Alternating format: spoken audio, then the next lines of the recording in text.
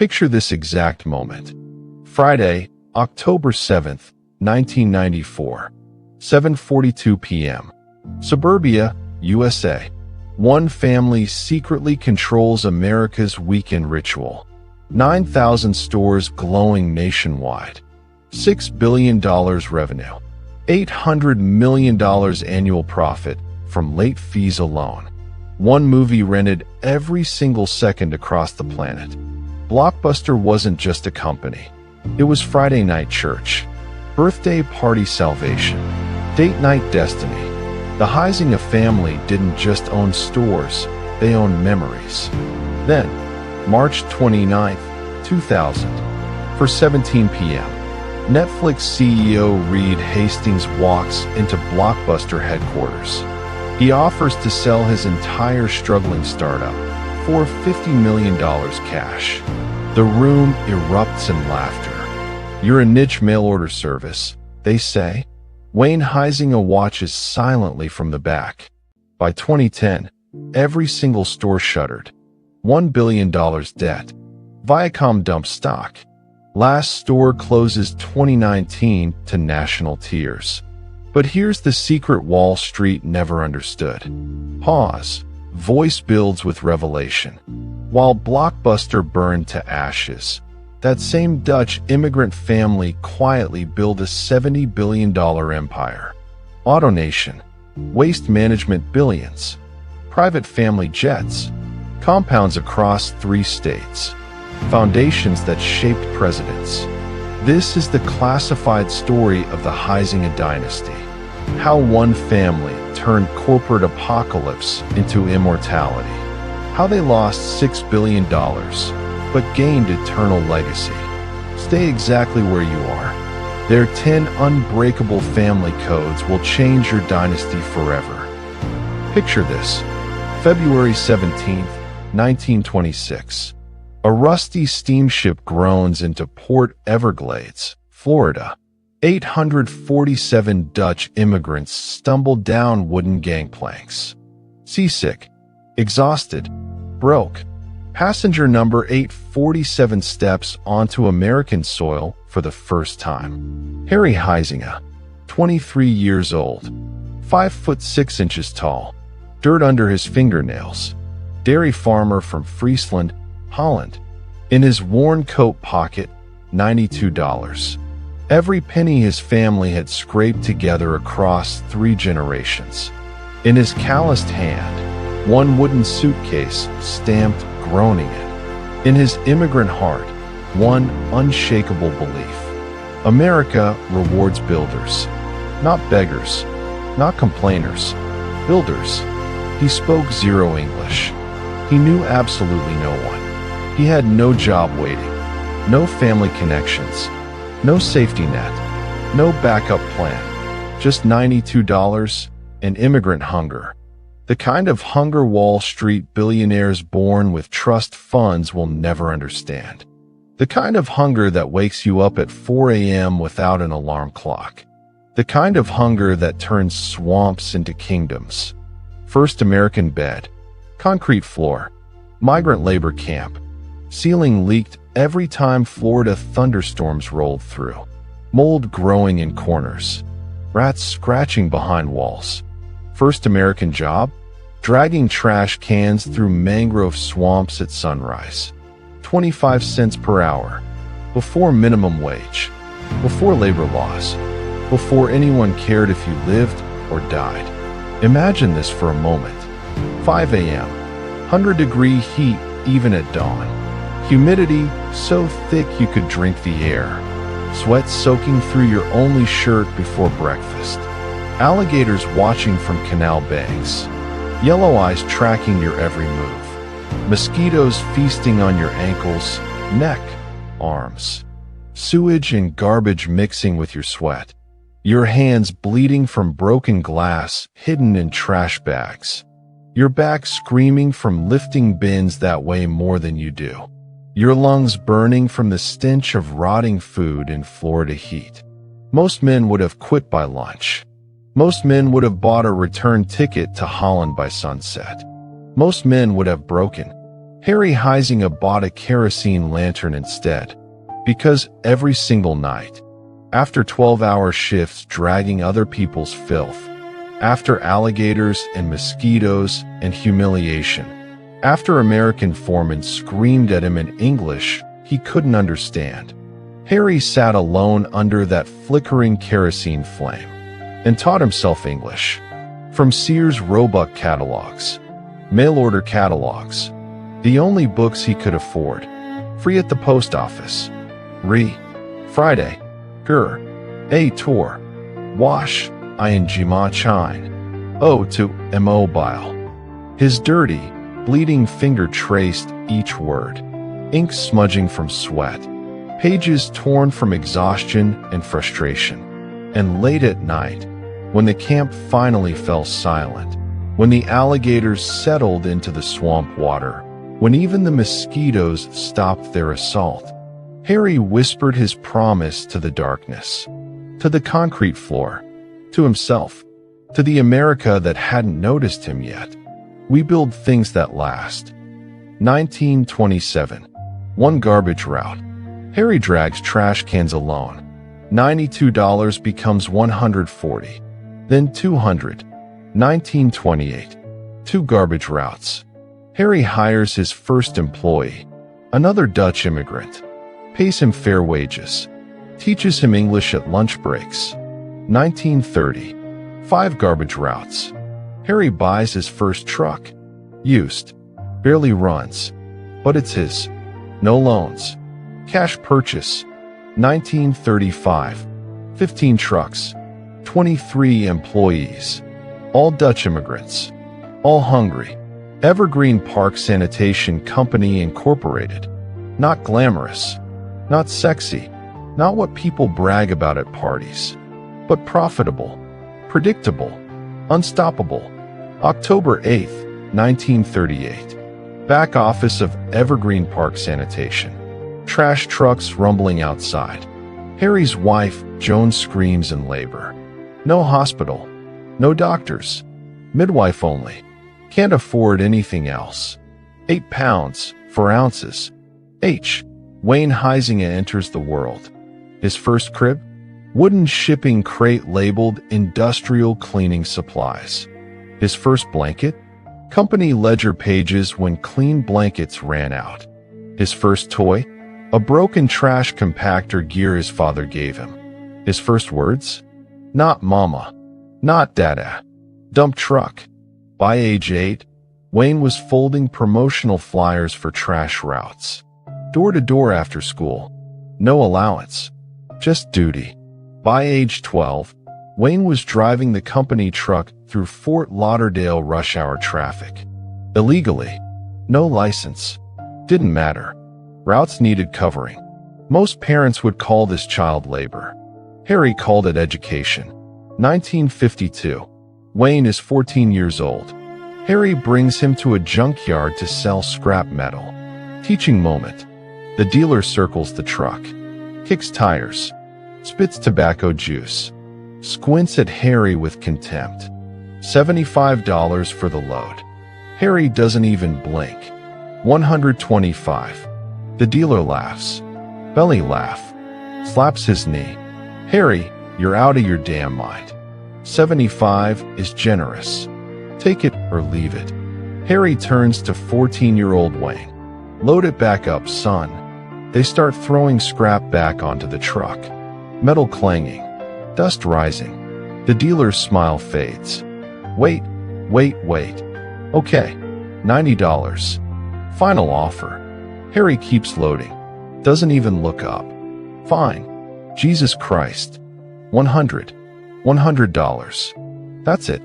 Take it, or I'm walking. Harry stops. Dusts off his hands. Walks over. Shakes hands. Takes the cash. Counts it slowly. Walks away. In the truck, young Wayne is confused. Frustrated even. Dad, why didn't we just take 75? We needed that money for payroll. You said so this morning. Harry pulls the truck over. Dusty Florida roadside. Engine idling. He turns and looks his 14-year-old son dead in the eyes. Americans respect men who know their worth. Never accept first offers. Ever. Not in business. Not in life. Not even when you're desperate. We build value. We don't beg for scraps. That dealer needed to move that scrap today. I knew it. He knew I knew it. So I named my price. You want to be rich in America? Don't chase money. Make money chase you. That night, Wayne sits in his bedroom. Tiny room, shared with two brothers. Bunk beds. He pulls out a spiral notebook. Writes in messy 14-year-old handwriting. Circles it 3 times. Family code number 1. We name our price. We never chase theirs.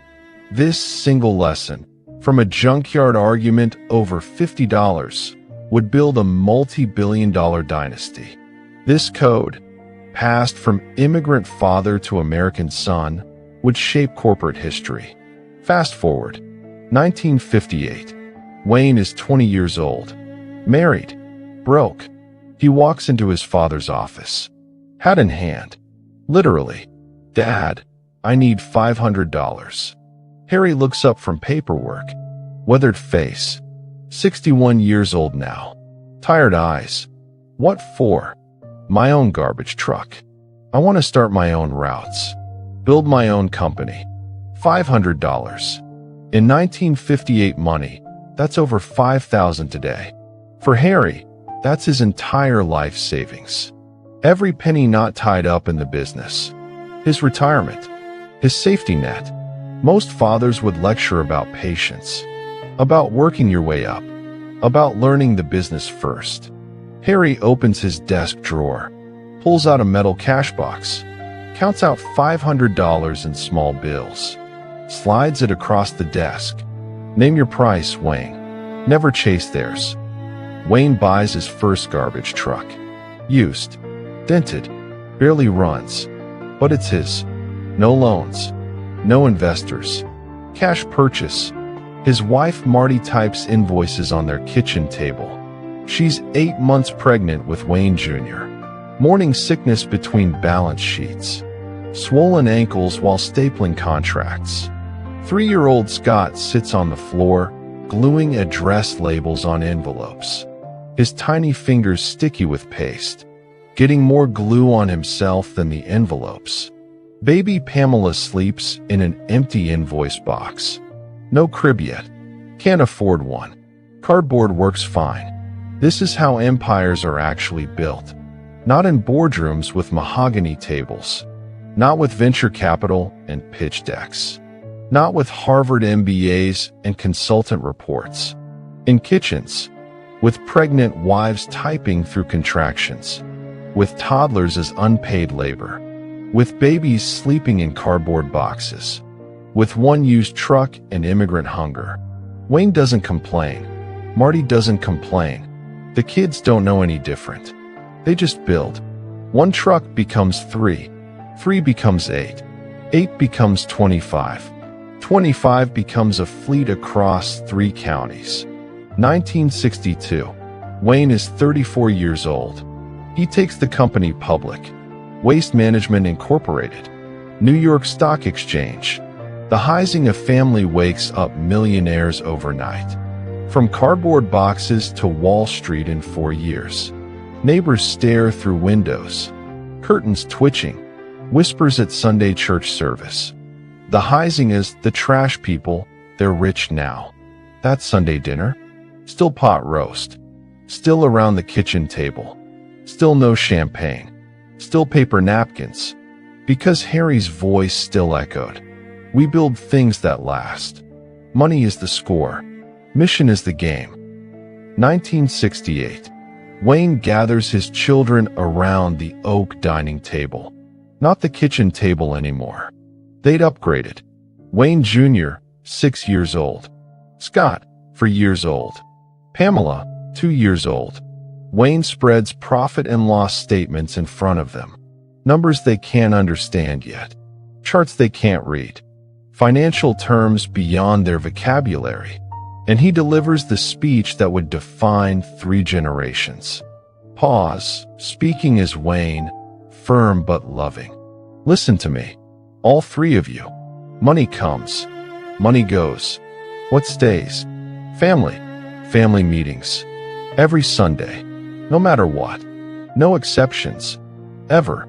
No vacations interrupt these meetings. No girlfriends. No boyfriends. No sports games. No proms. Nothing. We share wins at this table. We share losses at this table. We share secrets at this table. You will learn this business. Not because I'm forcing you. Because this is your inheritance. Not money. Mission. You will understand every number on these pages. You will know why we win. You will know why others lose. 4-year-old Scott tugs his father's sleeve. Innocent eyes. Daddy, what's a secret? What we're about to build, son, while everyone else sleeps. And that's exactly what they did. While America watched Happy Days and the Brady Bunch, the Huizenga kids studied balance sheets. While other families vacationed at Disneyland, the Huizengas toured garbage transfer stations. While rich kids got trust funds at 18, the Huizenga children got operational training at 8. This wasn't child abuse. This wasn't child labor. This was dynasty architecture. 1978. Wayne is 40 years old. Waste management is printing money. Life is good. He's driving cross-country, scouting new business opportunities. Always building. Never satisfied.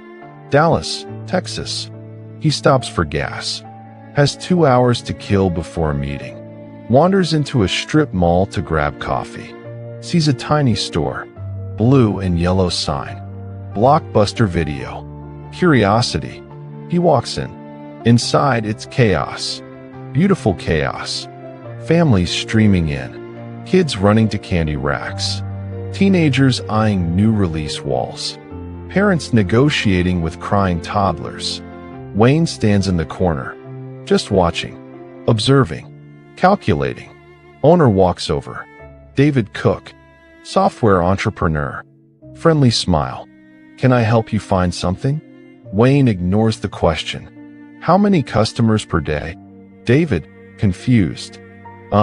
Maybe 80 to 100 on weekdays. 300 on Fridays and Saturdays. Rental price? $5 for 2 days. $2 per day late fee after that. Return rate. About 60% bring them back on time. 40% we collect late fees. Wayne pulls out a napkin from the coffee shop next door. Pen from his shirt pocket. Starts scribbling math. $5 per rental. Times 100 customers per day. Times 365 days. Plus 40% late fees. Times $2 per day. Times average 3 days late. His eyes widen. Pulse quickens. This isn't a video store. This is waste management for entertainment. Recurring revenue. People rent every weekend like clockwork. Predictable traffic patterns. Friday 6 p.m. to 9 p.m. rush. Geographic monopolies. One Blockbuster per suburb dominates. Weekend rituals. Date nights. Family nights. Birthday parties. Everyone needs garbage pickup. Everyone wants Friday night movies. May 12, 1985. Wayne writes a check. $25 million. Buys controlling stake in Blockbuster Video. That night, Marty sketches the iconic logo on a cocktail napkin at dinner. Blue and yellow. Bold letters. Impossible to miss. Store number 1 opens Fort Lauderdale, Florida. First rental? Ghostbusters. 13-year-old Wayne Jr. stocks candy racks after school. Doesn't get paid. Doesn't complain. Doesn't ask for allowance. Because he already knows family code number 1. We build value. We don't chase scraps. 1987. The empire explodes. 300 stores. 600 stores. 1,500 stores. Wayne discovers something genius. Something Wall Street analysts completely missed. Something that would generate $800 million per year in pure profit. Late fees. Think about it. Customer rents movie Friday night. $5. Plans to return Monday. Forgets. Returns Wednesday instead. $2 late fee per day times 2 days equals $4. $4 in late fees on a $5 rental. 80% profit margin on forgetfulness. Most companies would apologize. Oh, we're so sorry for the inconvenience. Let us waive that fee. Wayne saw something different. Recurring. Predictable. Automatic. Beautiful. He didn't invent late fees to punish people. He built a business model around human nature. People forget. People procrastinate. People run late. That's not evil. That's economics. By 1990, Blockbuster has 4,000 stores. Every suburb in America glowing blue and yellow every Friday night. Shopping malls, strip centers, standalone locations. Blockbuster becomes more than a business. It becomes American culture, Friday night ritual, national religion, family tradition. First dates happened in Blockbuster aisles.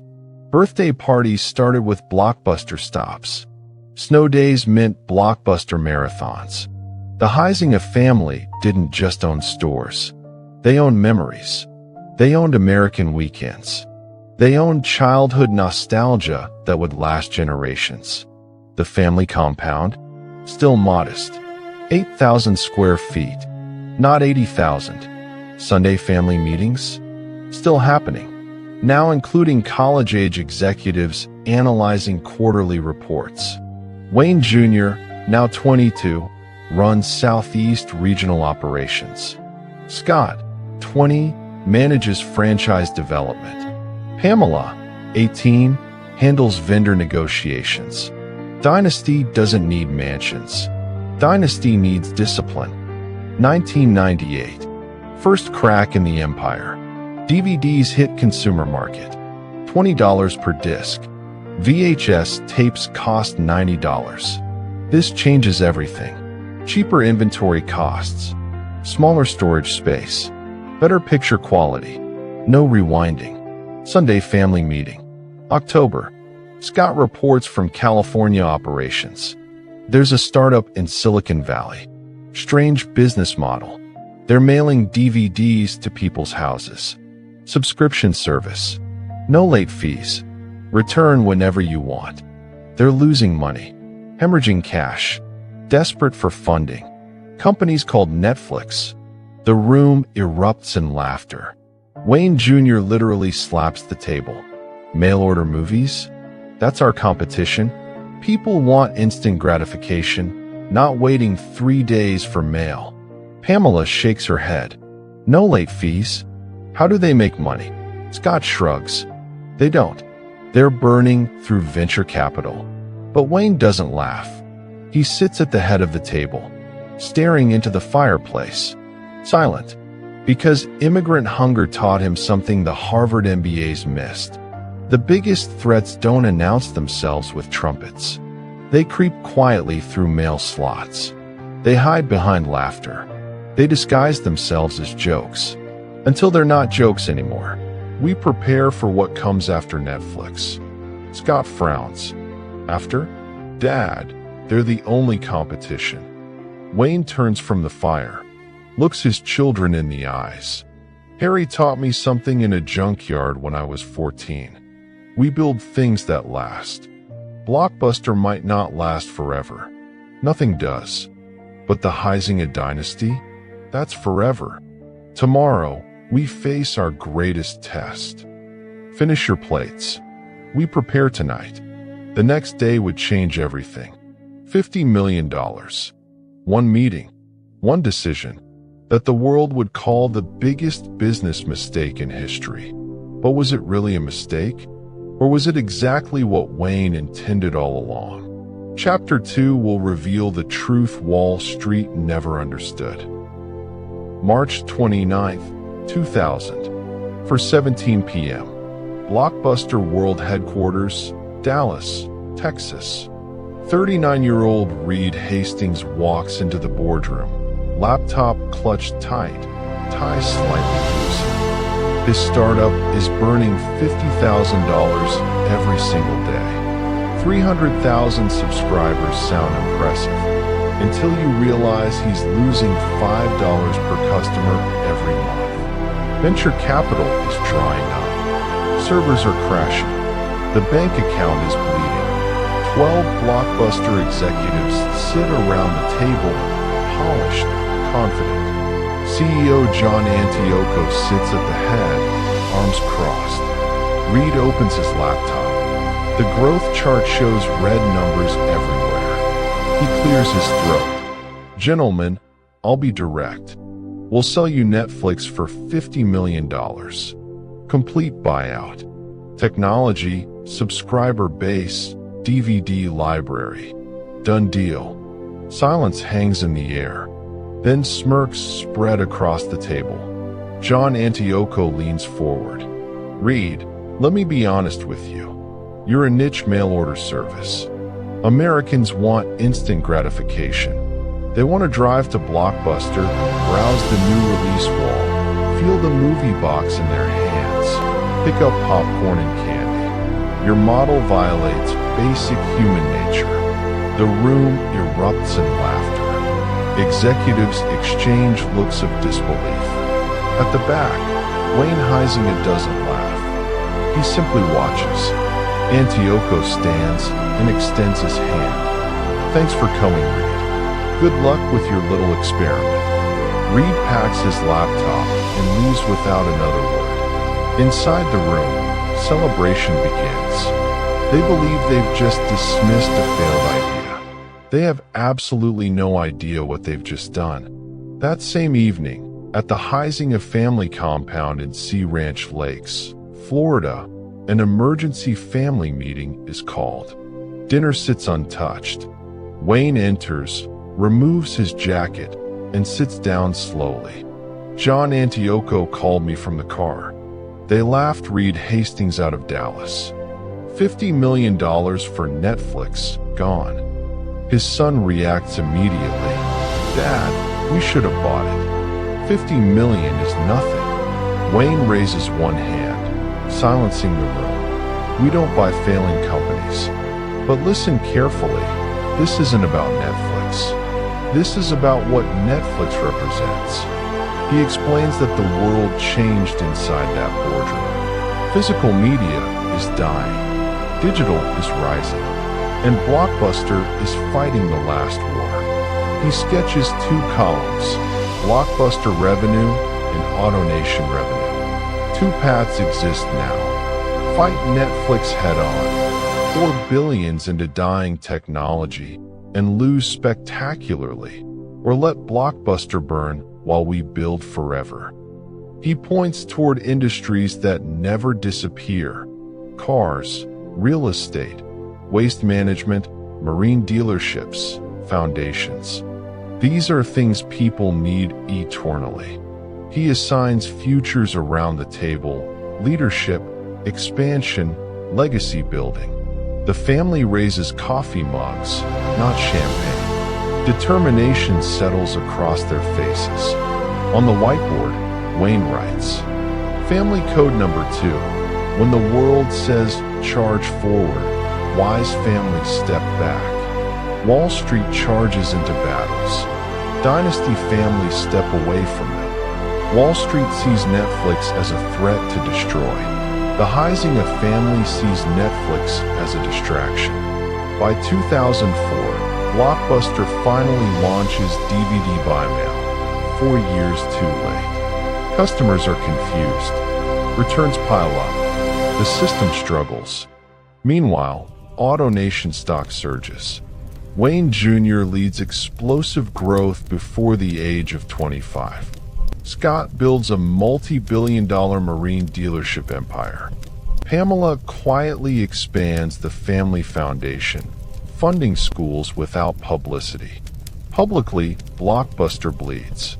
Privately, the Huizenga empire multiplies. Then comes the late fee revolt. Customers protest. Membership cards are destroyed on camera. The brand reputation cracks. Blockbuster eliminates late fees.